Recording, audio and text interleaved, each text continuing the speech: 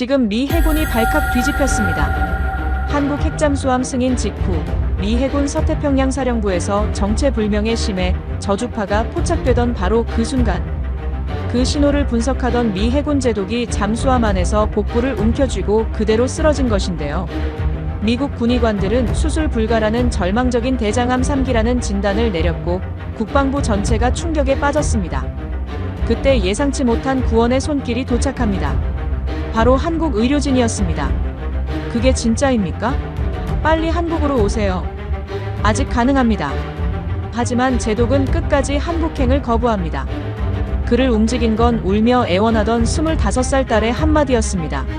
아빠, 제발 한국 가서 수술 받아요. 미국은 포기했잖아. 과연 미국이 버린 생명을 한국이 살릴 수 있을까요? 지금부터 그 충격적인 이야기를 시작합니다. 그 전에 구독과 좋아요를 눌러주시면 우리 훌륭한 의료기술이 전 세계로 전파됩니다. 그리고 우리 의료진을 응원하신다면 한국 최고라고 댓글로 남겨주세요. 또 어디서 듣고 계신지도 댓글로 알려주세요. 우리 대한민국 국민은 하나로 연결될 것입니다. 그럼 사연 바로 시작합니다. 저는 윌리엄 호크너, 63세입니다.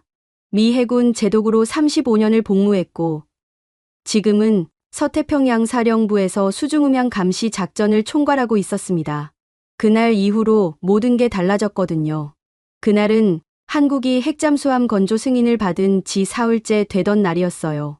저는 그 프로젝트 검증 책임자였습니다. 한국의 기술 수준을 평가하고 안전성을 확인하고 미국 의회에 보고서를 제출하는 임무를 맡았었어요. 솔직히 말하면 저는 그 일이 마음에 들지 않았습니다. 한국이 우리를 속였다고 생각했거든요. 기술 이전 협정을 어기고 몰래 개발을 진행했다고 믿었어요. 오전 11시쯤이었을 겁니다. 감시실 모니터에서 이상한 신호가 포착됐어요. 저주파였는데 우리가 지금껏 들어본 어떤 소리와도 달랐습니다. 마치 심해 깊은 곳에서 무언가가 울부짖는 것 같았어요. 분석관들이 얼굴이 하얗게 질린 채로 제게 달려왔죠. 제독님, 이건 저희가 분류할 수 있는 신호가 아닙니다. 저는 헤드셋을 끼고 직접 들어봤습니다. 귀를 찢을 듯한 저주파가 머릿속을 파고들었어요. 그 순간 온몸에 소름이 돋았습니다. 35년 해군 생활 동안 이런 신호는 처음이었거든요. 자연 현상일 수도 있고 누군가의 새로운 무기일 수도 있었죠. 아니면 우리가 아직 모르는 뭔가가 바다 밑에 있는 걸 수도 있었어요. 모든 부서의 비상 체제 발령, 태평양 함대 사령부의 즉시 보고. 제 목소리는 차분했지만 손은 떨리고 있었습니다. 뭔가 잘못됐다는 느낌이 온몸을 휘감았어요. 그런데 그게 신호 때문만은 아니었던 것 같아요. 보고서를 검토하려고 책상 앞에 앉았을 때였습니다. 갑자기 배 아래쪽에서 날카로운 통증이 밀려왔어요. 마치 누가 뱃속을 비틀어 짜는 것 같았죠. 저는 이를 악물고 참았습니다. 이런 통증은 지난 6개월 동안 계속 있었거든요. 처음엔 스트레스 때문이라고 생각했어요. 핵잠 프로젝트 검증 작업이 얼마나 신경 쓰이는 일인지 아시잖아요. 하지만 그날은 달랐습니다. 통증이 점점 심해지더니 숨을 쉴 수가 없었어요. 춘땀이 등을 타고 흘러내렸고 시야가 흐려지기 시작했죠. 저는 책상을 붙잡으려 했지만 손에 힘이 들어가지 않았습니다. 제독님, 누군가 소리쳤지만 그 목소리는 멀리서 들려왔어요. 저는 바닥에 쓰러졌고 차가운 타일 바닥의 냉기가 뺨을 타고 퍼졌습니다. 마지막으로 본 건 형광등 불빛이었어요. 하얗게 번쩍이던 그 빛이 점점 어두워지는 게 느껴졌죠. 깨어났을 때 저는 병원 침대에 누워 있었습니다. 링거 줄이 팔에 꽂혀 있었고 심전도 기계가 규칙적으로 삑삑거리고 있었어요. 창문 너머로 보이는 하늘은 어둑어둑했습니다. 얼마나 시간이 흘렀는지 알 수 없었죠. 제독님, 정신 드세요? 젊은 의사가 제 침대 옆에 서 있었어요. 그의 표정이 심각했습니다. 그 순간 저는 알았죠. 이게 단순한 과로가 아니라는 걸요. 저한테 뭐가 있습니까? 목소리가 갈라졌습니다. 의사는 잠시 망설이더니 차트를 들어 보이며 말했어요. 대장암입니다. 3기예요. 그 말이 귀에 들어왔을 때 세상이 멈춘 것 같았습니다. 대장암. 3기. 저는 의학 용어를 잘 몰랐지만 그게 심각하다는 건 알았어요. 의사는 계속 설명했지만 제 귀엔 아무것도 들리지 않았습니다. 그저 제 머릿속에선 지난 6개월이 빠르게 지나갔어요. 설명할 수 없었던 피로감, 밤마다 찾아오던 복통, 화장실에 갈 때마다 보였던 혈변, 이유 없이 줄어든 체중. 저는 전부 스트레스 탓이라고 생각했습니다. 아니, 생각하고 싶었던 거죠. 인정하기 싫었던 겁니다. 얼마나 진행됐습니까? 의사는 눈을 내리깔았어요. 임파선까지 전이됐습니다. 빠르게 퍼지고 있어요. 제 손이 침대 난간을 움켜쥐었습니다. 차가운 쇠 촉감이 손바닥을 타고 올라왔죠. 수술은요? 미국 내에서는 어렵습니다. 그 말이 무슨 뜻인지 이해하는 데는 오래 걸리지 않았어요. 위험하다는 거였죠. 성공 확률이 낮다는 거였고, 어쩌면 수술대 위에서 죽을 수도 있다는 거였습니다. 저는 천장을 바라봤어요. 하얀 천장에 형광등이 박혀 있었고, 그 빛이 너무 밝아서 눈이 아팠습니다. 35년 동안 전쟁터를 누볐고, 태풍 속에서도 배를 지휘했고, 적의 공격 앞에서도 무너지지 않았던 제가 이렇게 병원 침대에서 무너지고 있었어요. 며칠 뒤 한국 외교부에서 연락이 왔다는 소식을 들었습니다. 처음엔 무슨 말인지 이해하지 못했어요. 왜 한국이 제 병에 대해 알고 있죠? 나중에 알고 보니 제가 쓰러진 직후 핵잠 검증 일정이 취소되면서 한국 외교부가 사유를 확인하는 과정에서 제 상황을 알게 됐다고 했어요. 그들은 의료협력 차원에서 인도적 지원을 제안했다고 했습니다. 한국 의료진이라면 가능성이 있다고 합니다. 제동님. 참모가 조심스럽게 말했을 때 저는 웃음이 나왔습니다. 비웃음이었죠. 한국을 믿으라고? 제 목소리가 커졌어요. 침대에서 몸을 일으키려 했지만 링거 줄이 팔을 잡아당겼습니다. 저 사람들이 우릴 속였어. 기술 협정을 어겼고 몰래 핵잠을 개발했다고. 그런 나라를 어떻게 믿어? 참모는 아무 말도 하지 못했어요. 저는 숨을 몰아쉬며 다시 누웠습니다. 가슴이 뛰고 있었고 분노가 온몸을 타고 돌았죠. 한국. 그 이름만 들어도 화가 났습니다. 그날 밤, 딸 에밀리가 찾아왔어요. 25살인 에밀리는 제 유일한 가족이었습니다. 아내는 5년 전에 세상을 떠났고 에밀리만이 제 곁에 남아 있었죠. 그 아이는 병실 문을 열고 들어오더니 제 얼굴을 보고 눈물을 터뜨렸습니다. 아빠. 에밀리는 제 손을 잡았어요. 따뜻했습니다. 딸의 손은 언제나 따뜻했죠. 저는 그 손을 꽉 쥐었습니다. 괜찮아, 에밀리. 아빠는 괜찮아. 하지만 우리 둘 다 알고 있었어요. 제가 괜찮지 않다는 걸요. 에밀리는 한참을 울다가 고개를 들었습니다. 눈가가 빨갛게 부어 있었어요. 아빠, 한국 가요. 저는 손을 뿌리쳤습니다. 안 돼. 절대 안 돼. 왜요? 왜 안 돼요? 저 사람들을 믿을 수 없어. 우리 속인 나라야. 에밀리는 고개를 저었어요. 눈물이 뺨을 타고 흘러내렸지만 그 아이의 눈빛은 확고했습니다. 아빠는 한국을 몰라요. 제가 본 한국은 그런 나라가 아니었어요. 에밀리는 1년 전 한국에서 교환학생으로 지냈었어요. 서울에서 1년을 보냈고 돌아와서 계속 한국 이야기만 했었죠. 저는 그때 대수롭지 않게 여겼습니다. 젊은 아이가 외국 문화에 호기심을 갖는 건 자연스러운 일이니까요. 하지만 그날 밤 에밀리가 들려준 이야기는 달랐습니다. 아빠, 제가 한국에 있을 때 아팠던 적 있잖아요. 밤에 갑자기 배가 아파서 응급실에 갔었어요. 한국 병원은 믿을 수 없었어요. 에밀리의 목소리가 떨렸습니다. 의사 선생님이 새벽 2시에도 웃으면서 저를 맞아줬어요. 검사도 빨랐고 진단도 정확했어요. 그리고 제가 외국인이라고 해서 다르게 대하지 않았어요. 오히려 더 신경 써주셨죠. 저는 딸의 얼굴을 바라봤습니다. 에밀리는 제 손을 더 꽉 쥐었어요. 한국은 거짓말하는 나라가 아니에요. 증명하는 나라예요. 저는 그걸 직접 봤어요. 에밀리. 아빠, 미국 병원은 불가능하다고 했잖아요. 한국은 가능성이 있다고 말해줬어요. 그 차이를 믿어줘요. 제발. 에밀리의 목소리가 떨리다 끊어졌습니다. 그 아이는 제 손을 이마에 갖다 댔어요. 따뜻한 눈물이 제 손등에 떨어졌죠. 저는 천장을 바라봤습니다. 형광등이 여전히 밝게 빛나고 있었어요. 그 빛 속에서 저는 지난 6개월을 떠올렸습니다. 한국을 의심하고 그들의 기술을 불신하고 보고서마다 부정적인 평가를 내렸던 제 자신을요. 하지만 지금 제 앞엔 선택지가 없었습니다. 미국은 불가능이라 했어요. 한국은 가능성이라 했고요. 저는 눈을 감았습니다. 그리고 아주 작게 속삭이듯 말했어요. 한국으로 가자. 에밀리가 숨을 들이켰습니다. 저는 눈을 뜨지 않았어요. 그냥 딸의 손을 느꼈습니다. 따뜻하고 떨리고 살아있는 그 손을요. 창밖으로 밤바람이 불어왔습니다. 병실 커튼이 살랑거렸고 어디선가 구급차 사이렌 소리가 들려왔어요. 저는 그 소리를 들으며 생각했습니다. 내가 지금 무슨 결정을 한 거지?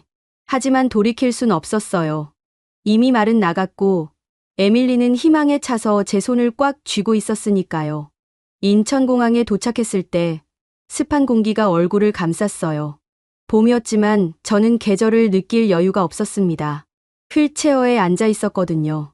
고작 10시간 비행이었는데 제 몸은 견딜 수가 없었어요. 에밀리가 제 옆에서 휠체어를 밀었습니다. 딸의 손이 떨리는 게 느껴졌어요. 저는 고개를 들어 공항 안을 둘러봤습니다. 사람들이 많았어요. 여행객들, 비즈니스맨들, 가족들. 모두들 자기 삶을 살아가고 있었죠. 그 속에서 저는 이방인이었습니다. 입국장을 나서자 한국 외교부 직원이 기다리고 있었어요. 30대 중반쯤 되어 보이는 남자였는데 깔끔한 양복을 입고 있었습니다. 제동님, 환영합니다. 저는 외교부 의료협력과 박민수입니다. 그는 공손하게 고개를 숙였어요.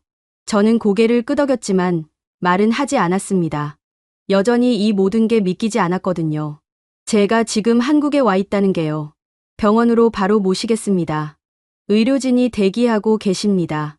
박민수 씨가 말했을 때 저는 창밖을 바라봤어요. 공항 밖 풍경이 지나갔습니다. 높은 빌딩들, 깨끗한 도로, 질서정연하게 움직이는 차들. 에밀리가 말했던 한국의 모습이 눈앞에 펼쳐졌어요. 차는 빠르게 달렸습니다. 고속도로였는데 양쪽으로 건물들이 빠르게 지나갔어요. 저는 창밖만 바라봤습니다. 말을 하고 싶지 않았거든요. 배가 아팠고 몸이 무거웠고 무엇보다 두려웠습니다. 병원에 도착한 건 해가 지기 전이었어요. 건물은 생각보다 컸습니다. 유리로 된 외벽이 햇빛을 반사하고 있었고 입구엔 사람들이 오가고 있었죠. 저는 그 모습을 보며 생각했어요. 여기서 제가 살 수 있을까? 병원 로비에 들어서자 한 무리의 사람들이 기다리고 있었습니다. 의사들이었어요. 하얀 가운을 입은 그들은 우리를 보자 다가왔습니다. 제동님, 오시느라 고생 많으셨습니다. 저는 이 병원 암센터 센터장 김태윤입니다. 중년의 남자가 손을 내밀었어요. 저는 휠체어에 앉은 채로 그의 손을 잡았습니다. 악수는 짧았지만 그의 손은 단단했어요. 바로 검사를 시작하겠습니다. 시간이 중요합니다. 김태윤 센터장의 목소리는 차분했지만 단호했어요. 저는 고개를 끄덕였습니다. 말을 할 힘이 없었거든요. 검사실로 향하는 복도는 길었습니다. 형광등 불빛이 천장에서 쏟아지고 있었고 소독약 냄새가 코를 찔렀어요. 에밀리는 제 옆에서 휠체어를 밀며 아무 말도 하지 않았습니다. 그 아이도 긴장하고 있었던 거죠. 검사는 오래 걸렸습니다. 엑스레이, CT 촬영, 혈액 검사, 조직 검사. 의료진은 쉬지 않고 움직였어요. 그들의 손놀림은 빨랐고 정확했습니다. 저는 검사대 위에 누워서 천장을 바라봤어요. 기계 소리가 귓가를 맴돌았고 차가운 공기가 피부를 스쳤습니다. 제동님, 조금만 참으세요. 간호사가 말했을 때 저는 눈을 감았어요. 고통이 밀려왔습니다. 배속 깊은 곳에서 무언가가 뒤틀리는 느낌이었죠. 저는 이를 악물었습니다. 신음소리가 새어나오지 않도록요. 검사가 끝난 건 밤이었습니다. 저는 병실로 옮겨졌어요. 창밖으론 서울의 야경이 펼쳐져 있었습니다. 불빛들이 반짝이고 있었고 멀리서 차들이 움직이는 게 보였어요. 저는 침대에 누워 그 풍경을 바라봤습니다. 에밀리는 제 옆 의자에 앉아 있었어요. 그 아이는 지쳐 보였습니다. 눈가에 다크서클이 생겼고 얼굴이 창백했죠. 저는 딸의 손을 잡았어요. 에밀리, 가서 쉬어. 싫어요. 아빠 곁에 있을래요. 에밀리의 목소리는 떨렸습니다. 저는 딸의 손을 꽉 쥐었어요. 따뜻했습니다. 다음 날 아침, 김태윤 센터장이 병실로 찾아왔습니다. 그의 표정이 심각했어요. 손엔 두꺼운 차트를 들고 있었고요. 저는 침대에서 몸을 일으켰습니다. 가슴이 두근거렸어요. 제동님, 검사 결과가 나왔습니다. 김태윤 센터장은 차트를 펼쳤어요. 저는 그 종이들을 바라봤습니다. 숫자들과 그래프들이 빼곡했죠. 예상보다 심각합니다. 암이 임파선뿐 아니라 복막까지 전이됐어요. 미국에서 받은 진단보다 범위가 넓습니다. 제 손이 침대 시트를 움켜쥐었습니다. 복막까지. 그 말이 무슨 뜻인지 알았어요. 수술이 가능합니까? 제 목소리가 갈라졌습니다. 김태윤 센터장은 잠시 침묵했어요. 그 침묵이 길게 느껴졌습니다. 가능합니다. 저는 숨을 들이켰어요. 가능하다. 그 말이 귀에 들어왔을 때 눈물이 날 것 같았습니다. 하지만 쉽지 않습니다. 초고난도 수술이 필요해요. 전이된 부위를 모두 절제해야 하고 장기 기능도 보존해야 합니다. 위험이 큽니다. 김태윤 센터장의 목소리는 차분했어요. 그는 제 눈을 똑바로 바라봤습니다. 우리는 최선을 다하겠습니다. 하지만 제동님도 싸워야 해요. 함께요. 저는 고개를 끄덕였습니다. 말이 나오지 않았어요. 그저 고개만 끄덕일 수 있었죠. 에밀리가 제 손을 잡았습니다. 딸의 손은 떨리고 있었어요. 저는 그 손을 꽉 쥐었습니다. 그날 오후, 박민수 씨가 병실로 찾아왔어요. 그의 표정이 어두웠습니다. 제동님, 말씀드릴 게 있습니다. 저는 그를 바라봤어요. 박민수 씨는 문을 닫고 제 침대 옆으로 왔습니다. 미국과 일본 일각에서 압박이 들어오고 있습니다. 압박이요? 제동님이 한국에서 치료받는 걸 문제 삼고 있어요. 기밀 유출 위험이 있다고요. 저는 웃음이 나왔습니다. 비웃음이었죠. 제가 죽어가는데 기밀을 걱정한다고요? 박민수 씨는 아무 말도 하지 않았어요. 저는 창밖을 바라봤습니다. 서울의 하늘은 흐렸어요. 그들이 뭐라고 하든 상관없습니다. 저는 여기서 치료받을 겁니다. 제 목소리는 확고했어요. 박민수 씨는 고개를 끄덕였습니다. 한국 정부도 제동님을 지킬 겁니다. 보안 프로토콜을 강화하겠습니다. 그날 밤, 저는 잠을 이룰 수가 없었어요. 배가 아팠고 머릿속이 복잡했습니다. 미국과 일본이 압박한다고요. 제가 살려고 한국에 왔는데 그들은 정치를 먼저 생각하는 거죠. 창밖으론 여전히 불빛들이 반짝이고 있었습니다. 저는 그 불빛들을 바라보며 생각했어요. 저 불빛 속에 사는 사람들은 지금 무얼 하고 있을까? 저처럼 죽음을 앞두고 있는 사람도 있을까? 에밀리는 제 옆 간이 침대에서 자고 있었어요. 딸의 숨소리가 고르게 들려왔습니다. 저는 딸의 얼굴을 바라봤어요. 평화로워 보였습니다. 적어도 지금만큼은요. 다음 날 아침, 김태윤 센터장이 다시 찾아왔습니다. 이번엔 여러 명의 의사들과 함께였어요. 그들은 병실에 들어와 제 침대 주변에 섰습니다. 제동님, 수술 계획을 설명드리겠습니다. 김태윤 센터장이 태블릿을 꺼냈어요. 화면에 3차원 영상이 떴습니다. 제 배 속 모습이었어요. 암이 퍼진 부위가 빨간색으로 표시되어 있었죠. 이 부분들을 모두 절제해야 합니다. 하지만 혈관과 장기를 보존해야 해서 정밀한 작업이 필요해요. 한 의사가 설명했습니다. 저는 화면을 바라봤어요. 빨간색이 생각보다 많았습니다. 수술 시간은 8시간에서 10시간 정도 예상됩니다. 다학제 팀이 투입될 겁니다. 다른 의사가 말했어요. 저는 고개를 끄덕였습니다. 언제 시작합니까? 사흘 후입니다. 제동님의 컨디션을 최적화해야 해요. 김태윤 센터장이 답했습니다. 저는 숨을 들이켰어요. 사흘. 단 사흘 남았습니다. 그날부터 준비가 시작됐어요. 영양주사를 맞았고 체력을 보강하는 약을 먹었습니다. 물리치료사가 와서 가벼운 운동을 시켰어요. 수술 후 회복을 위해 근육을 유지해야 한다고 했죠. 에밀리는 제 곁을 떠나지 않았습니다. 딸은 병실에서 저를 돌봤어요. 식사를 챙겨주고 물을 떠다 주고 밤엔 제 손을 잡고 잠들었습니다. 수술 전날 밤 저는 에밀리에게 말했어요. 에밀리, 만약 제가 수술대에서 못 깨어나면. 아빠. 에밀리가 소리쳤습니다. 딸의 눈에 눈물이 고였어요. 그런 말 하지 마요. 아빠는 괜찮을 거예요. 저는 딸의 손을 잡았습니다. 들어. 에밀리. 만약 그렇게 되면 너는 내 삶을 살아. 아빠 걱정하지 말고. 알겠지? 에밀리는 고개를 저었어요. 눈물이 뺨을 타고 흘러내렸습니다. 싫어요. 아빠 없인 못 살아요. 저는 딸을 안았습니다. 에밀리는 제 품에서 울었어요. 저도 울고 싶었지만 참았습니다. 제가 무너지면 안 됐거든요. 창밖으론 달이 떠 있었습니다. 밝은 달빛이 병실 안을 비추고 있었어요. 저는 그 달빛 속에서 에밀리를 안고 있었습니다. 내일이면 수술이에요. 내일이면 제가 살 수 있을지 아니면 여기서 끝날지 결정되는 거죠. 저는 눈을 감았습니다. 그리고 기도했어요. 신을 믿지 않았던 제가 그날 밤만큼은 기도했습니다. 제발 살게 해주세요. 에밀리를 위해서라도요. 수술 당일 아침 저는 새벽 5시에 눈을 떴습니다. 아니, 사실 잠을 제대로 잔 건 아니었어요.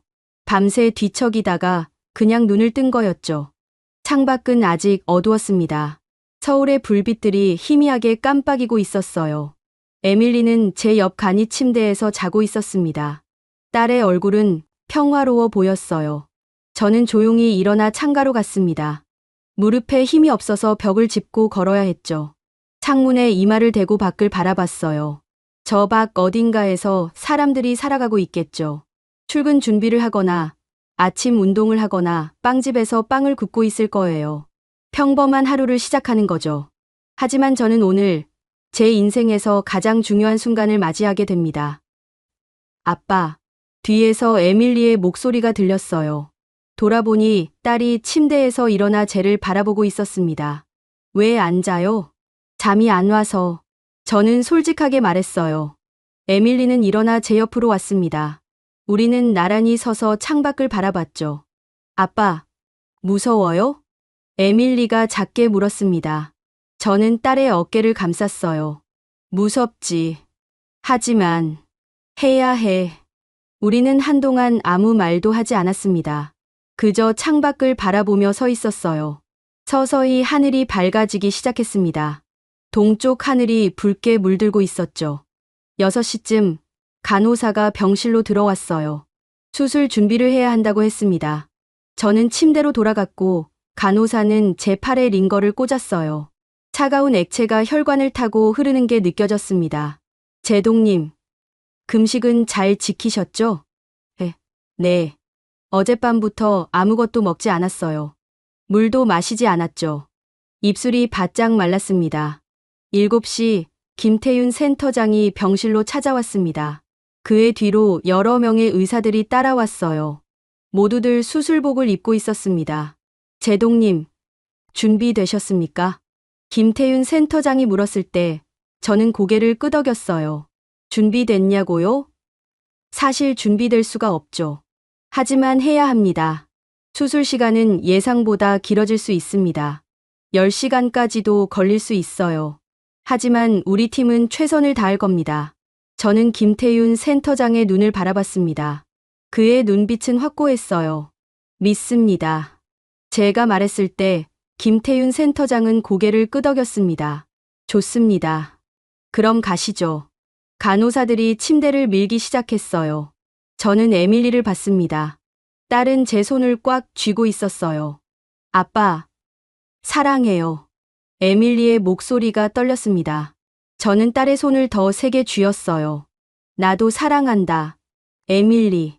복도로 나왔을 때 형광등 불빛이 천장에서 쏟아졌습니다. 침대가 복도를 따라 움직였어요. 천장이 빠르게 지나갔고 형광등들이 하나씩 지나쳤습니다. 저는 그 불빛들을 세며 생각했어요. 이게 마지막일까? 제가 깨어있는 마지막 순간일까?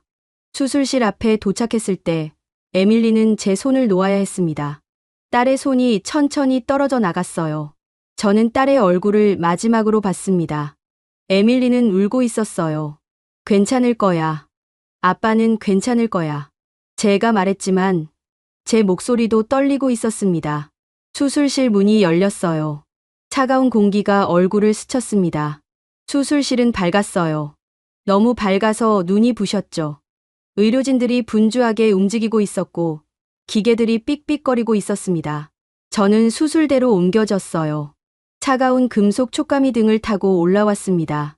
천장엔 큰 조명이 매달려 있었고 그 빛이 제 얼굴을 비추고 있었어요.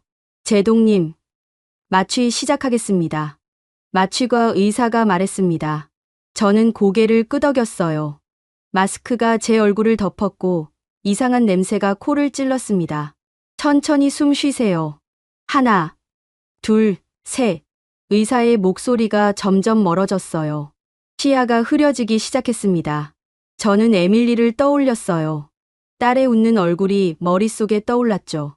그리고 모든 게 어두워졌습니다. 수술실 밖에서 에밀리는 대기실에 앉아 있었어요. 딸은 혼자였습니다.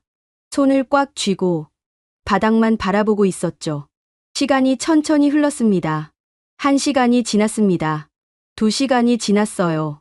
3시간째 대기실 문이 열렸습니다.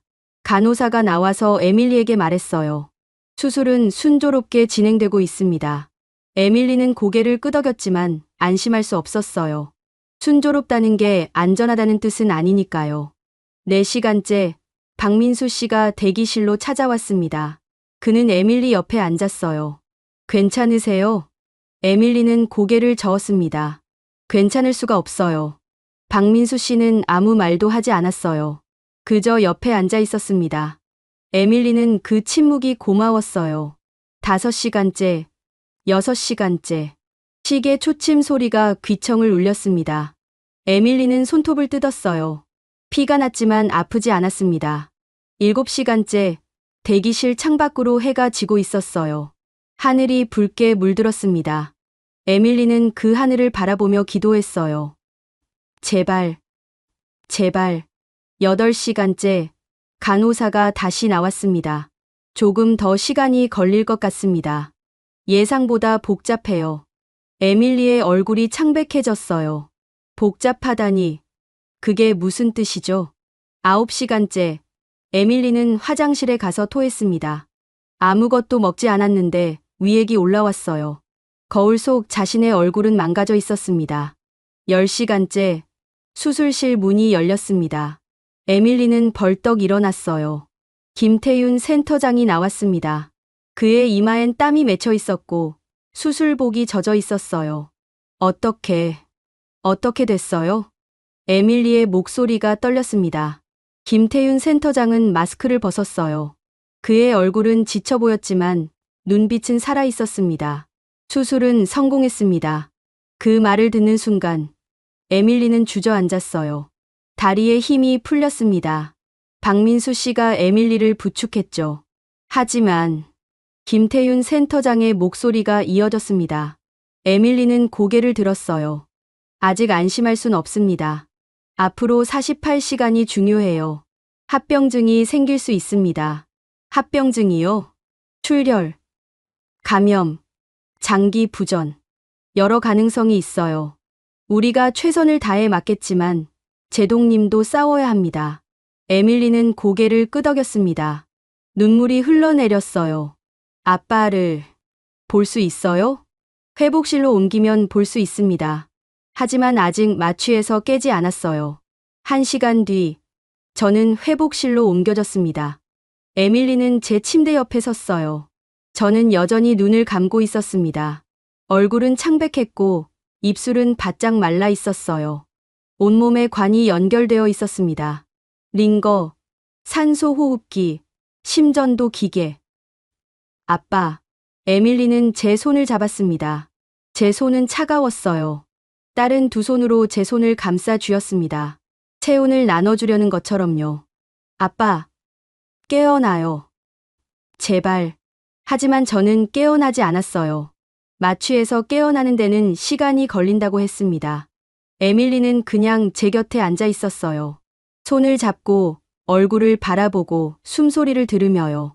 밤이 깊어갔습니다. 회복실엔 저 말고도 다른 환자들이 있었어요. 기계 소리들이 뒤섞여 울렸습니다. 간호사들이 조용히 움직이며 환자들을 체크했죠. 에밀리는 잠들지 않았어요. 밤새 제 곁을 지켰습니다. 때때로 간호사가 와서 제 상태를 확인했어요. 혈압 정상입니다. 심박수 안정적이에요. 출혈 징후 없습니다. 그 말들이 에밀리를 조금씩 안심시켰어요. 하지만 여전히 두려웠습니다.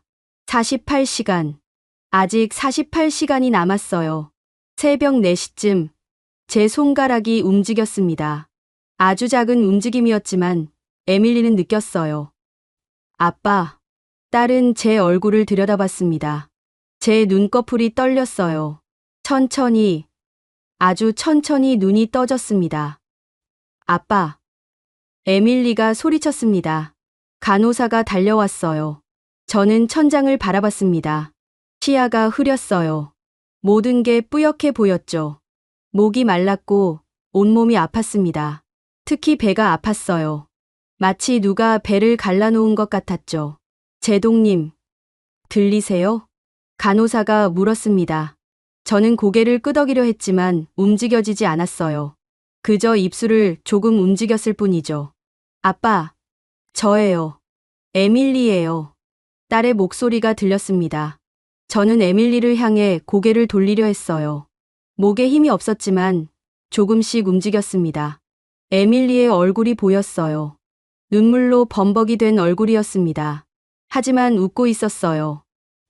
아빠, 살았어요. 아빠 살았어요. 저는 입을 열려 했습니다. 목소리가 나오지 않았어요. 입술만 움직였죠. 괜찮아. 그 말이 전부였습니다. 저는 다시 눈을 감았어요. 너무 피곤했습니다. 온몸에 힘이 하나도 없었죠. 하지만 알았어요. 제가 살아있다는 거요. 수술을 견뎌냈다는 거요. 이제 48시간만 더 버티면 됩니다. 수술 후 이틀째 아침, 저는 일반 병실로 옮겨졌습니다. 중환자실에서 이틀을 보내고 나니 몸이 조금 나아진 것 같았어요. 여전히 아팠지만 숨쉬기가 한결 수월해졌죠.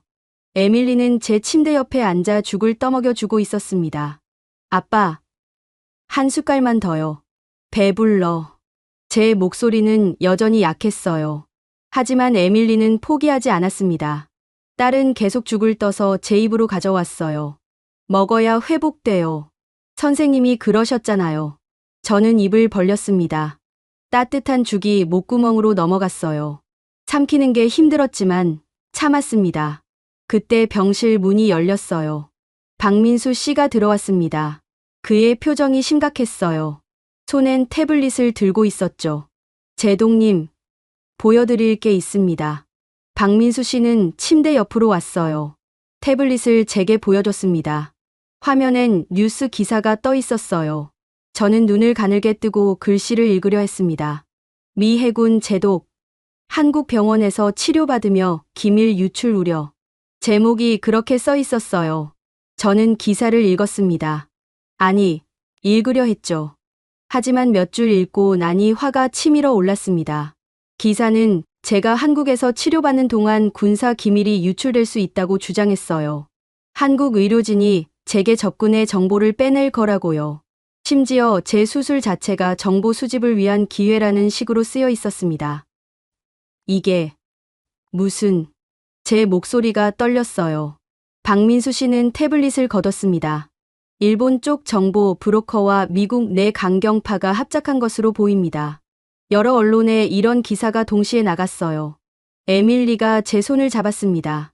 딸의 손이 떨리고 있었어요. 왜? 왜 이러는 거예요? 박민수 씨는 한숨을 쉬었습니다. 정치입니다. 한국의 의료 기술이 주목받는 걸 원치 않는 세력이 있어요. 제동님 사례가 성공하면 한국의 위상이 올라가니까요. 저는 천장을 바라봤어요. 믿을 수가 없었습니다. 제가 죽을 고비를 넘기고 있는데 누군가는 그걸 정치적으로 이용하려 한다니요. 더 있습니다. 박민수 씨가 조심스럽게 말했어요. 저는 그를 바라봤습니다. 병원 앞에 외신 기자들이 몰려들고 있어요. 제동님 가족도 공격받고 있습니다. 뭐라고요? 에밀리가 소리쳤습니다. 박민수 씨는 고개를 숙였어요. 에밀리 씨 연락처로 협박성 메시지가 들어왔다고 들었습니다. 에밀리는 핸드폰을 꺼냈어요. 화면엔 메시지들이 가득했습니다. 저는 딸의 핸드폰을 보려 했지만 에밀리는 재빨리 감췄어요. 괜찮아요, 아빠. 신경 쓰지 마세요. 하지만 괜찮을 리 없었죠. 딸의 얼굴이 창백해 있었어요. 오후가 되자 상황은 더 악화됐습니다. 병원 앞엔 기자들이 진을 치고 있었어요. 카메라를 들고 마이크를 들고 누군가를 기다리고 있었죠. 에밀리가 병실 창문으로 내려다보며 말했습니다. 저 사람들 다 저희 때문인가요? 박민수 씨는 고개를 끄덕였어요. 병원 측에서 보안을 강화했습니다. 하지만 기자들을 막을 순 없어요. 저는 침대에 누워 숨을 몰아쉬었습니다. 배가 아팠어요. 수술 자리가 당기는 것 같았죠. 스트레스 때문인지 통증이 더 심해졌습니다. 그날 저녁 김태윤 센터장이 병실로 찾아왔어요. 그는 평소와 달리 화가 나 보였습니다. 제동님, 걱정하지 마십시오. 우리가 지킬 겁니다. 김태윤 센터장의 목소리는 단호했어요. 병원 내부 보안을 더 강화했습니다. 외부인은 절대 들어올 수 없어요. 그리고 그는 잠시 말을 멈췄다가 이어갔습니다. 제동님의 의료 기록은 최고 수준 암호화로 보호되고 있습니다. 군사 기밀 수준이에요. 아무도 접근할 수 없습니다. 저는 김태윤 센터장을 바라봤어요. 왜 이렇게까지 해주십니까? 김태윤 센터장은 제 눈을 똑바로 바라봤습니다. 제동님은 우리 환자입니다. 환자를 지키는 건 당연한 일이에요. 그의 말에 제 눈가가 뜨거워졌습니다. 저는 고개를 돌렸어요. 눈물을 보이고 싶지 않았거든요. 밤이 되자 에밀리는 소파에 앉아 핸드폰을 보고 있었어요. 딸의 얼굴이 점점 어두워졌습니다. 저는 에밀리를 불렀어요. 에밀리, 뭘 보고 있니? 에밀리는 고개를 저었습니다. 아무것도 아니에요. 하지만 저는 알았어요. 딸이 거짓말하고 있다는 걸요. 저는 손을 내밀었습니다. 보여줘. 에밀리는 망설였어요. 하지만 결국 핸드폰을 제게 건넸습니다. 화면엔 소셜 미디어가 열려 있었어요. 댓글들이 가득했죠. 미국 제독이 한국의 정보 팔아넘긴다. 배신자. 국가 안보를 위협하는 행위. 저는 핸드폰을 내려놨습니다. 손이 떨렸어요. 분노 때문인지 슬픔 때문인지 알 수 없었습니다. 아빠. 에밀리가 제 손을 잡았어요. 신경 쓰지 마세요. 저 사람들은 진실을 몰라요. 하지만 아빠는 잘못한 게 없어요. 살려고 한 것뿐이잖아요. 에밀리의 목소리가 떨렸습니다. 저는 딸의 손을 꽉 쥐었어요. 다음 날 아침 상황은 더욱 심각해졌습니다. 박민수 씨가 급히 병실로 들어왔어요. 그의 얼굴은 창백했습니다. 제동님, 큰일입니다. 무슨 일입니까? 병원 내부에서 누군가 제동님 정보를 빼내려다 적발됐습니다. 제 심장이 쿵 내려앉았어요. 누구죠? 외부에서 매수된 직원으로 보입니다. 다행히 보안팀이 사전에 차단했어요. 김태윤 센터장이 병실로 들어왔습니다. 그의 표정이 단단했어요. 제동님, 걱정하지 마십시오. 범인은 이미 경찰에 넘겼습니다. 그리고 보안 시스템을 재점검했어요. 저는 숨을 깊이 들이쉬었습니다. 이게 현실이라는 게 믿기지 않았어요. 우리 병원 보안 시스템은 세계 최고 수준입니다. 감시 카메라, 출입 통제, 암호화 시스템, 모든 게 군사 수준이에요. 김태윤 센터장이 말했을 때 저는 고개를 끄덕였습니다. 감사합니다. 그날 오후 병원 로비에선 기자회견이 열렸어요. 김태윤 센터장이 나섰습니다. 에밀리는 병실 텔레비전으로 그 장면을 봤어요. 우리 병원은 환자의 안전과 개인정보를 최우선으로 합니다. 김태윤 센터장의 목소리가 텔레비전에서 흘러나왔어요. 제동님은 우리 환자이며 우리는 그분을 끝까지 보호할 것입니다. 어떤 정치적 압력도, 어떤 외부 간섭도 우리의 의료 행위를 방해할 수 없습니다. 그의 말이 끝나자 기자들이 일제히 질문을 쏟아냈어요. 하지만 김태윤 센터장은 흔들리지 않았습니다. 환자의 생명이 최우선입니다. 그 외의 것은 중요하지 않습니다. 에밀리는 텔레비전을 보며 눈물을 흘렸어요. 저도 울고 싶었습니다. 이 사람들이, 이 나라가 저를 이렇게 지켜주고 있다는 게 믿기지 않았거든요. 밤이 되자 병실은 조용해졌습니다. 에밀리는 잠들었고 저는 천장을 바라보고 있었어요. 복도에선 간호사들의 발소리가 들렸습니다. 창밖으론 서울의 불빛들이 반짝이고 있었어요. 저 불빛들 속 어딘가에 저를 공격하는 사람들이 있겠죠. 하지만 저를 지키는 사람들도 있습니다. 저는 에밀리의 얼굴을 바라봤어요. 딸은 평화롭게 자고 있었습니다. 저는 생각했어요. 제가 여기 온 건 잘한 결정이었을까? 하지만 이내 고개를 끄덕였습니다. 그래요. 잘한 결정이었어요. 여기엔 저를 살리려는 사람들이 있으니까요. 정치도, 음모도, 그 어떤 것도 이들의 의지를 꺾을 수 없을 거예요. 저는 눈을 감았습니다. 내일이면 또 무슨 일이 일어날까요? 하지만 두렵지 않았어요. 제 곁엔 에밀리가 있고, 저를 지키는 의료진이 있고, 이 모든 걸 가능하게 한 한국이 있으니까요. 수술 후 나흘째, 저는 처음으로 침대에서 일어나 앉을 수 있었습니다. 에밀리와 간호사가 양쪽에서 저를 부축했어요. 배에서 당기는 통증이 밀려왔지만 참았습니다. 앉아있다는 것만으로도 기적 같았거든요. 천천히요, 제동님. 간호사가 말했어요. 저는 고개를 끄덕이며 숨을 고르게 쉬려 애썼습니다. 등에 식은땀이 맺혔어요. 아빠, 괜찮아요? 에밀리가 걱정스럽게 물었습니다. 저는 딸을 보며 억지로 웃었어요. 괜찮아. 하지만 괜찮지 않았죠. 온몸이 아팠고 숨 쉴 때마다 가슴이 짓눌리는 것 같았습니다. 그래도 포기할 순 없었어요. 오후에 김태윤 센터장이 병실로 찾아왔습니다. 그는 차트를 들고 있었고 표정이 진지했어요. 제동님, 검사 결과가 나왔습니다.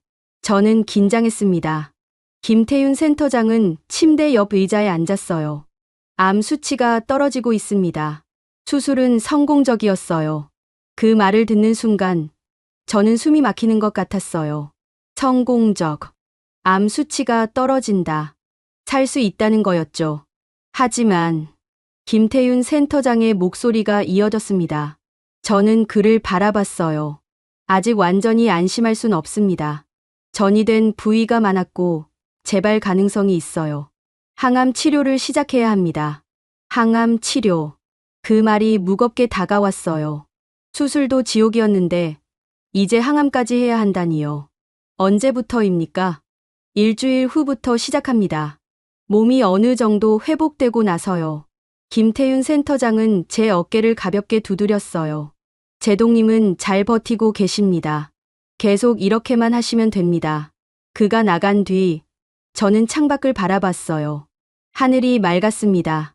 구름 한 점 없는 파란 하늘이었죠. 저는 그 하늘을 보며 생각했어요. 제가 정말 살 수 있을까? 며칠이 지나자 몸이 조금씩 나아졌습니다. 걷는 연습을 시작했어요. 처음엔 복도를 몇 걸음 걷는 것도 힘들었습니다. 에밀리가 옆에서 제 팔을 잡아줬고 간호사가 뒤에서 링거 스탠드를 밀었어요. 한 걸음 더, 제동님. 간호사가 격려했습니다. 저는 이를 악물고 발을 내디뎠어요. 다리가 떨렸고 무릎에 힘이 없었습니다. 하지만 계속 걸었어요. 복도 끝까지 갔다가 돌아오는데 30분이 걸렸습니다. 병실로 돌아왔을 때 저는 완전히 지쳐 있었어요. 침대에 누우니 온몸에서 힘이 빠졌습니다. 잘하셨어요, 아빠. 에밀리가 이마에 땀을 닦아줬어요. 저는 딸의 손을 잡았습니다. 에밀리, 미안해. 왜요? 내가 이렇게 고생하잖아. 에밀리는 고개를 저었어요. 딸의 눈에 눈물이 맺혔습니다. 아빠가 살아있는 것만으로도 충분해요. 저는 딸을 안았어요. 에밀리는 제 품에서 울었습니다. 저도 울고 싶었지만 참았어요. 제가 무너지면 안 됐거든요. 일주일이 지나자 항암 치료가 시작됐습니다. 첫 항암 치료 날, 저는 치료실로 갔어요. 그곳엔 다른 환자들도 있었습니다. 의자에 앉아 링거를 맞고 있는 사람들이었죠. 어떤 이는 책을 읽고 있었고, 어떤 이는 그냥 눈을 감고 있었어요. 저는 빈 의자에 앉았습니다. 간호사가 제 팔에 주사 바늘을 꽂았어요. 따끔한 통증이 왔지만 이젠 익숙해진 아픔이었습니다. 3시간 정도 걸립니다. 간호사가 말했어요. 저는 고개를 끄덕였습니다. 링거 속 약물이 혈관을 타고 흐르기 시작했어요. 처음엔 아무 느낌이 없었습니다. 하지만 10분쯤 지나자 속이 울렁거리기 시작했어요. 메스꺼움이 밀려왔습니다. 저는 이를 악물고 참았어요. 토하면 안 된다고 생각했죠. 하지만 참을 수가 없었습니다. 결국 간호사가 가져온 통에 토했어요. 괜찮으세요? 간호사가 물었습니다. 저는 고개를 끄덕였지만 괜찮지 않았어요. 온몸이 차가워지는 것 같았고 머리가 어지러웠습니다. 에밀리가 제 등을 쓰다듬어 줬어요. 딸의 손이 따뜻했습니다. 조금만 참아요, 아빠. 저는 딸의 얼굴을 봤어요. 에밀리도 힘들어 보였습니다. 딸도 지쳐 있었죠. 하지만 웃으려 애쓰고 있었어요. 3시간이 지나고 항암 치료가 끝났을 때 저는 거의 의식을 잃을 것 같았습니다. 휠체어에 앉아 병실로 돌아왔어요. 침대에 누우니 모든 게 빙글빙글 돌았습니다. 제동님, 이건 정상 반응입니다. 걱정하지 마세요. 담당 간호사가 말했지만 저는 두려웠어요. 이게 정상이라고요? 이렇게 고통스러운 게 밤이 되자 열이 올랐습니다. 온몸이 뜨거웠고 땀이 흘러내렸어요. 에밀리가 이마에 찬 수건을 올려줬지만 금방 뜨거워졌습니다. 아빠, 간호사 불러요? 아니, 괜찮아. 저는 이를 악물고 버텼어요. 하지만 고통은 계속됐습니다. 온몸의 관절이 아팠고 배가 뒤틀리는 것 같았어요. 새벽이 되어서야 열이 조금 내렸습니다. 저는 땀에 젖은 채로 침대에 누워 있었어요. 에밀리는 제 옆에서 졸고 있었습니다. 딸의 얼굴엔 지친 기색이 역력했죠. 다음 날 아침, 김태윤 센터장이 회진을 왔어요. 그는 제 상태를 확인하고는 고개를 끄덕였습니다. 첫 항암 치료를 잘 견뎌내셨습니다. 이게 잘 견뎌낸 겁니까? 제 목소리는 약했어요. 김태윤 센터장은 미소 지었습니다. 네. 많은 환자들이 첫 항암에서 더 심한 반응을 보이거든요. 그는 차트에 뭔가를 적었어요. 다음 항암은 2주 후입니다. 그때까진 체력을 회복하세요. 항암 치료는 계속됐습니다. 2주에 한 번씩, 총 6번을 해야 한다고 했어요. 매번 치료를 받을 때마다 저는 죽을 것 같았습니다. 토하고, 열나고, 온몸이 아팠어요. 머리카락이 빠지기 시작한 건 3번째 항암 치료 후였습니다. 아침에 일어났을 때 베개에 머리카락이 수북이 떨어져 있었어요. 저는 그걸 보고 손으로 머리를 만졌습니다. 머리카락이 손가락 사이로 빠져나갔죠. 에밀리는 울었어요. 하지만 저는 담담했습니다. 이미 알고 있었거든요. 머리카락이 빠질 거라는 걸요. 괜찮아, 에밀리. 다시 잘할 거야. 저는 딸을 위로했습니다. 하지만 제 마음도 아팠어요. 거울 속 제 모습은 낯설었습니다. 머리카락이 듬성듬성 빠진 모습, 야윈 얼굴, 창백한 피부. 이게 정말 저인가 싶었죠. 며칠 후, 저는 아예 머리를 밀어버렸습니다. 간호사가 도와줬어요. 전기 면도기 소리가 귓가를 울렸고 머리카락이 바닥에 떨어졌습니다. 다 밀고 나니 오히려 후련했어요. 이제 더 이상 빠지는 머리카락을 보지 않아도 되니까요. 4번째 항암 치료 때 저는 심한 합병증을 겪었습니다.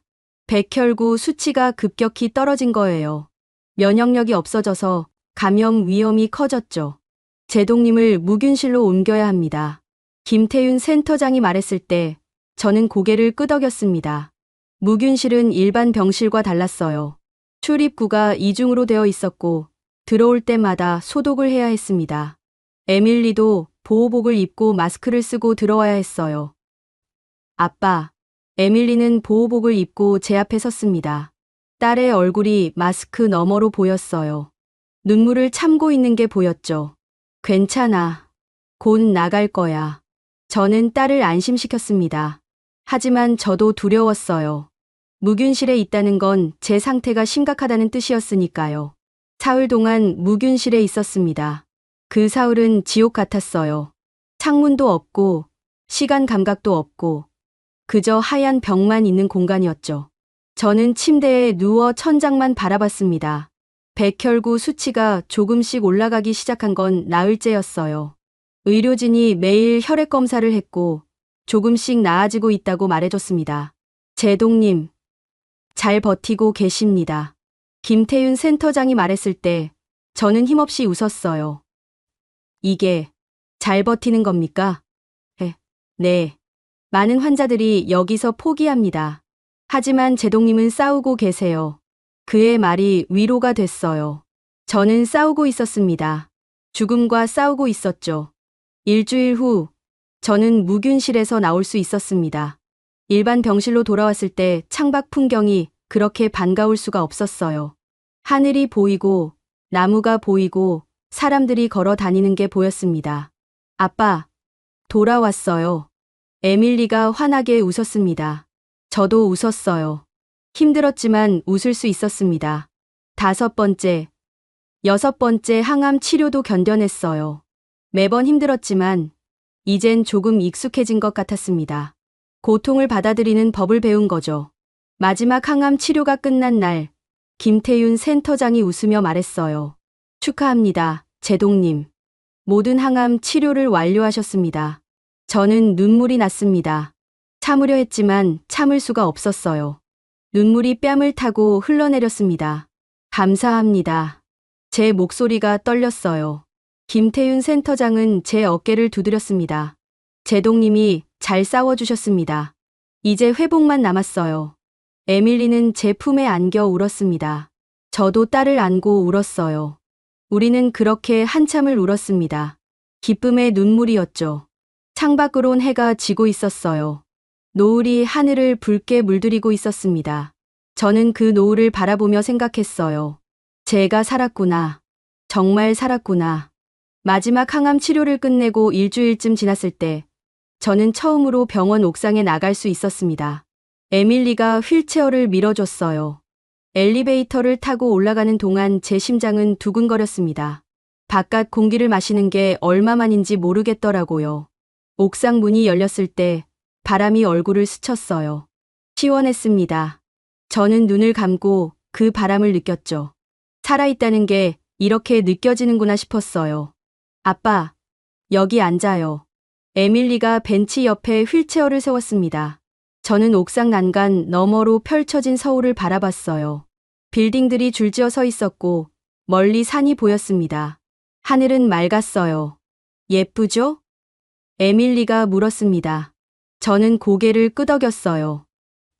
그래, 정말 예쁘구나. 우리는 한동안 아무 말 없이 앉아 있었습니다. 바람이 불고 새들이 날아다니고 저 아래선 차들이 움직이고 있었어요. 세상은 계속 돌아가고 있었습니다. 그때 에밀리의 휴대폰이 울렸어요. 딸은 화면을 보더니 표정이 굳었습니다. 누구니? 아무도 아니에요. 에밀리는 휴대폰을 주머니에 넣었지만 저는 딸의 얼굴에서 뭔가 잘못됐다는 걸 알았어요. 에밀리, 무슨 일이야? 딸은 고개를 저었습니다. 괜찮아요, 아빠. 하지만 괜찮지 않았어요. 에밀리의 손이 떨리고 있었거든요. 병실로 돌아온 후 박민수 씨가 찾아왔습니다. 그의 표정이 어두웠어요. 저는 불길한 예감이 들었습니다. 제동님, 말씀드릴 게 있습니다. 박민수 씨는 문을 닫고 제 침대 옆으로 왔어요. 미국 국방부에서 공식 서한이 왔습니다. 제 가슴이 철렁 내려앉았어요. 뭐라고 합니까? 즉시 귀환하라는 내용입니다. 치료가 끝났으니 더 이상 한국에 머물 이유가 없다고요. 저는 침대에 시트를 움켜쥐었습니다. 하지만 저는 아직 회복 중입니다. 의사 선생님이 최소 한 달은 더 있어야 한다고. 알고 있습니다. 하지만 그쪽에선 들으려 하지 않아요. 박민수 씨는 서류를 꺼냈어요. 저는 그걸 받아 읽었습니다. 공식적인 문서였어요. 미국 국방부 도장이 찍혀 있었죠. 귀환하지 않으면 군법 검토에 들어갈 수 있다고 합니다. 제 손이 떨렸어요. 군법. 그 말이 무슨 뜻인지 알았습니다. 제가 명령 불복종으로 처벌받을 수 있다는 거였죠. 에밀리가 소리쳤습니다. 말도 안 돼요. 아빠는 환자예요. 어떻게 환자한테 이럴 수 있어요? 박민수 씨는 고개를 숙였어요. 정치입니다. 제동님이 한국에서 회복하는 모습이 언론에 계속 나가면서 한국 의료의 우수성이 부각되고 있어요. 그게 불편한 세력이 있습니다. 저는 서류를 내려놨습니다. 손에 힘이 없었어요.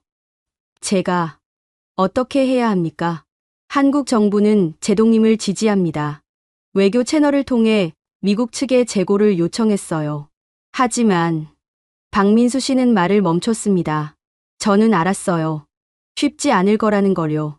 그날 밤 에밀리는 미국 국방부에 전화를 걸었습니다. 저는 침대에 누워 딸이 통화하는 걸 들었어요.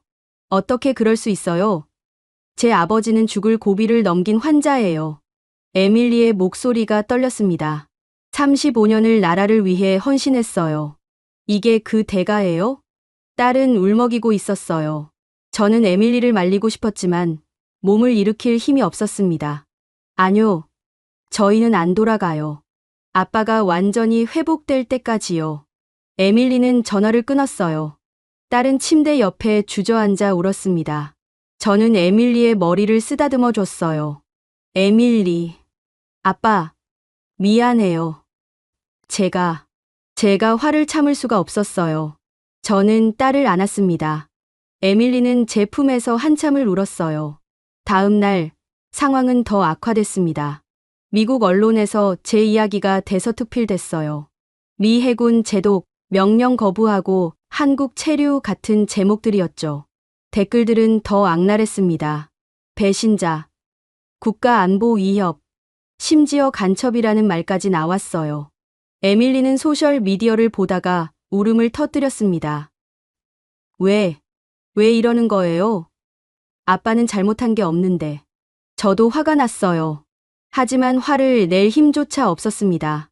그저 무력했죠. 김태윤 센터장이 병실로 찾아왔을 때 그는 단호한 표정이었어요. 제동님, 저희가 공식 입장을 발표하겠습니다. 입장이요? 제동님의 현재 상태를 의학적으로 설명하는 겁니다. 귀환이 불가능한 이유를요. 김태윤 센터장은 차트를 꺼냈어요. 제동님은 아직 완전히 회복되지 않았습니다. 장거리 비행은 위험해요. 합병증이 생길 수 있습니다. 저는 고개를 끄덕였습니다. 하지만 그걸 믿어줄까요? 믿든 안 믿든 이건 의학적 사실입니다. 환자의 생명이 최우선이에요. 그날 오후 병원에서 기자회견이 열렸습니다. 김태윤 센터장이 나섰어요. 에밀리와 저는 병실 텔레비전으로 그 장면을 봤습니다. 호크너 제동님은 현재 회복 단계에 있지만 아직 장거리 이동이 불가능한 상태입니다. 김태윤 센터장의 목소리가 차분하게 흘러나왔어요. 의학적으로 볼 때 최소 한 달은 더 안정이 필요합니다.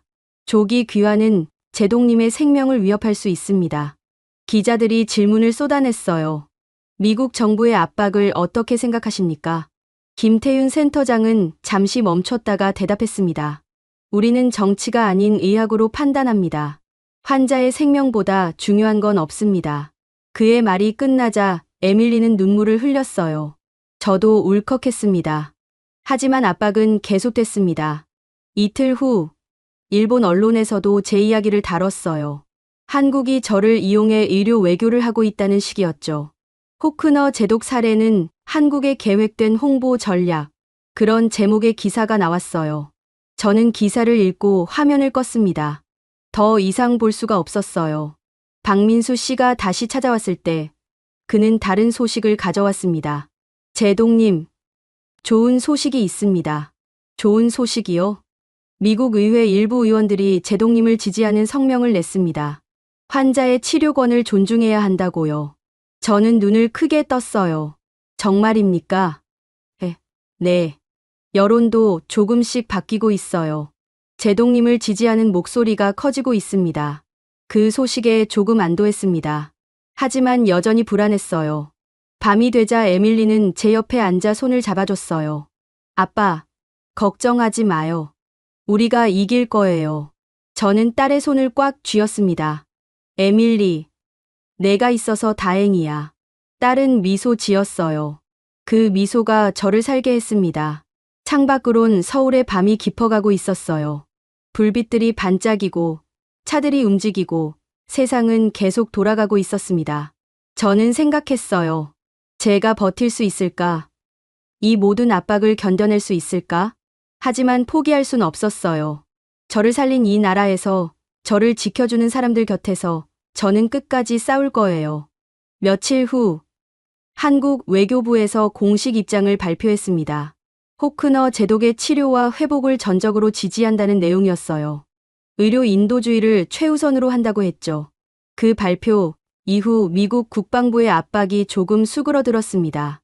완전히 사라진 건 아니었지만 적어도 즉각 귀환하라는 요구는 멈췄어요. 저는 침대에 누워 천장을 바라봤습니다. 싸움은 아직 끝나지 않았어요. 하지만 저는 이기고 있었습니다. 천천히, 조금씩요. 압박이 수그러든 지 2주쯤 지났을 때 저는 드디어 혼자 걸을 수 있게 됐습니다. 에밀리의 부축 없이, 휠체어 없이 제 두 발로 서서 걸었어요. 처음엔 몇 걸음이 전부였지만 그것만으로도 기적 같았습니다. 아빠, 혼자 걸어요. 에밀리가 환하게 웃었어요. 저도 웃었습니다. 복도를 천천히 걸으며 창밖을 바라봤어요. 나무에 새잎이 돋아나고 있었습니다. 봄이 깊어지고 있었죠. 그날 오후 김태윤 센터장이 병실로 찾아왔습니다. 그의 손엔 검사 결과지가 들려 있었어요. 저는 긴장했습니다. 매번 검사 결과를 기다리는 게 두려웠거든요. 제동님, 좋은 소식입니다.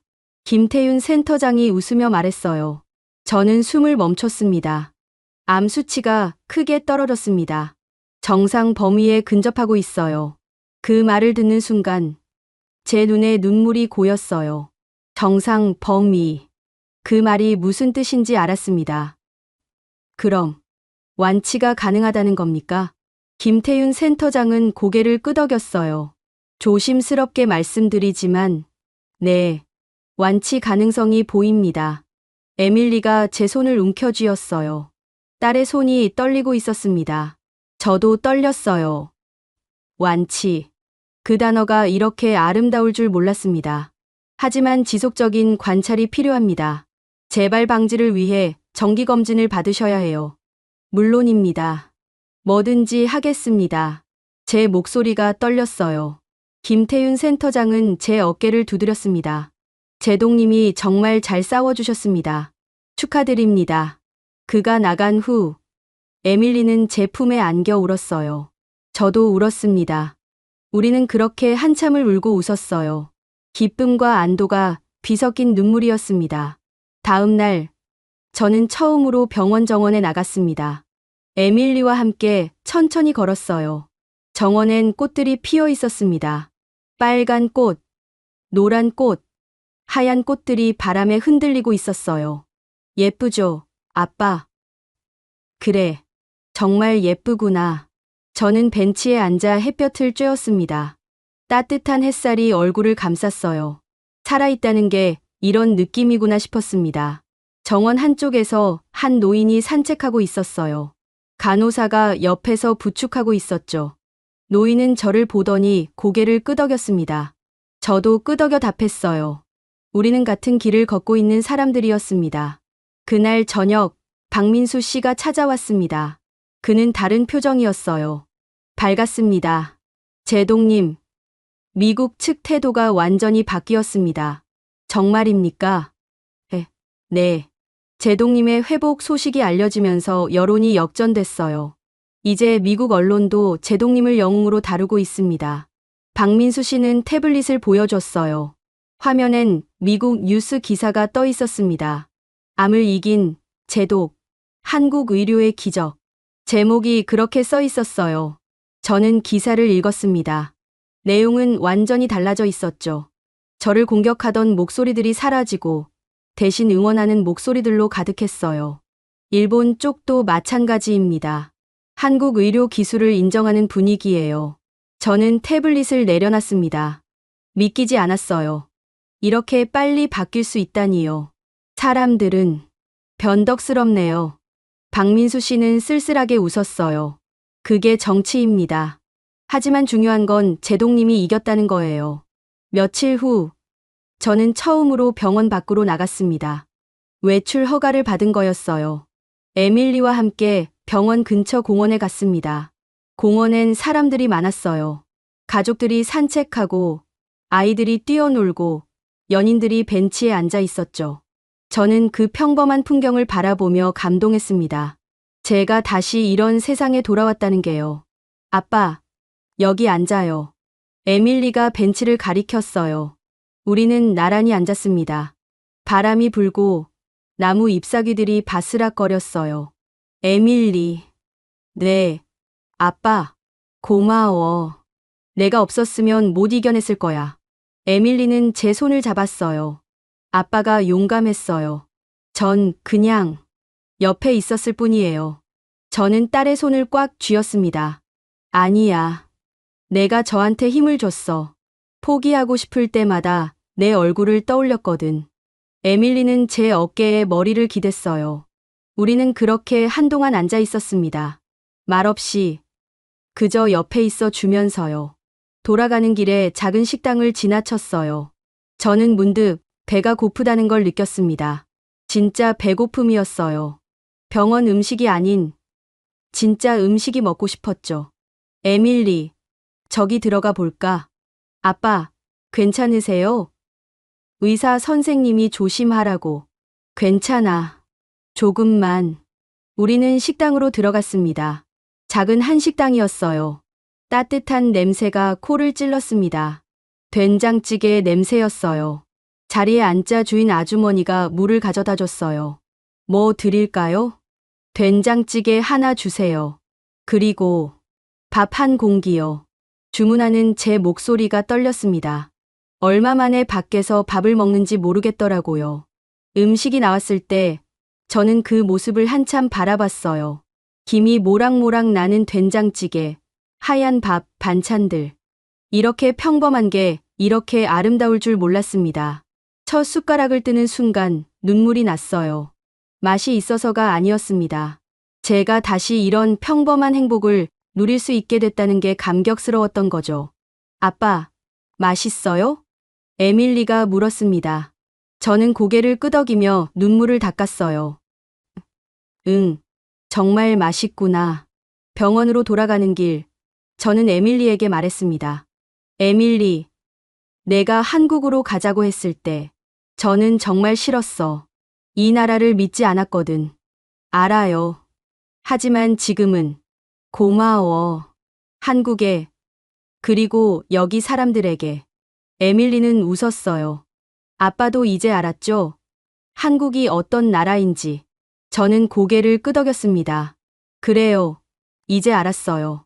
병실로 돌아온 후, 저는 창가에 섰습니다. 해가 지고 있었어요.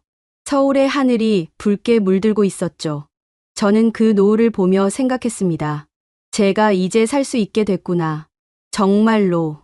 그날 밤, 김태윤 센터장이 마지막 회진을 왔어요. 그는 제 상태를 확인하고는 만족스럽게 고개를 끄덕였습니다. 제동님, 다음 주면 퇴원하실 수 있을 것 같습니다. 정말입니까? 네. 물론 정기 검진은 계속 받으셔야 하지만 일상생활은 가능해요. 퇴원. 그 말이 믿기지 않았어요. 선생님. 정말 감사합니다. 선생님이 아니었으면 저는. 김태윤 센터장은 손을 저었어요. 저는 제 일을 했을 뿐입니다. 제동님이 포기하지 않고 싸워주셨기에 가능했어요. 그가 나간 후 저는 침대에 누워 천장을 바라봤습니다. 퇴원, 병원 밖의 삶. 제가 다시 돌아갈 수 있게 됐어요. 에밀리는 제 옆에서 자고 있었습니다. 딸의 평화로운 얼굴을 보며 저는 다짐했어요. 이제부터 제 인생을 다르게 살겠다고. 매 순간을 소중히 여기겠다고요. 창밖으론 달이 떠 있었습니다. 밝은 달빛이 병실을 비추고 있었어요. 저는 그 달빛 속에서 눈을 감았습니다. 감사하다는 말밖에 떠오르지 않았어요. 살아있다는 것, 에밀리가 옆에 있다는 것, 이 모든 것에 감사했습니다. 퇴원하는 날 아침, 저는 처음으로 거울 앞에 섰습니다. 야윈 얼굴, 짧게 자란 머리, 수술 자국. 하지만 살아있는 눈빛이었어요. 김태윤 센터장과 의료진이 병실로 왔습니다. 저는 그들 앞에 섰어요. 선생님들, 당신들이 제 목숨을 구했습니다. 제 목소리가 떨렸습니다. 김태윤 센터장은 고개를 끄덕였어요. 제동님이 포기하지 않으셨기에 가능했습니다. 저는 에밀리와 함께 병원 로비로 내려갔습니다. 그곳엔 기자들이 기다리고 있었어요. 저는 그들 앞에 섰습니다. 저는 한국을 의심했습니다. 하지만 틀렸어요. 한국은 저를 속인 적 없습니다. 정치는 흔들렸지만 한국 의료진은 단 한 번도 흔들리지 않았어요. 저는 이 나라의 의료, 기술, 그리고 사람에게 경의를 표합니다. 병원을 나서며 저는 뒤돌아봤습니다. 김태윤 센터장이 서 있었어요. 저는 해군식 경례를 했습니다. 제가 평생 조국에만 했던 그 경례를요. 한국은 빠른 추격자가 아닙니다. 저를 살린, 그리고 미래를 만들어가는 선도국입니다. 에밀리가 제 손을 잡았어요. 우리는 함께 걸었습니다. 새로운 삶을 향해서요. 여러분은 언제 한국이 따뜻하다고 느끼셨나요? 이 이야기가 마음에 닿으셨다면 구독과 좋아요 부탁드립니다.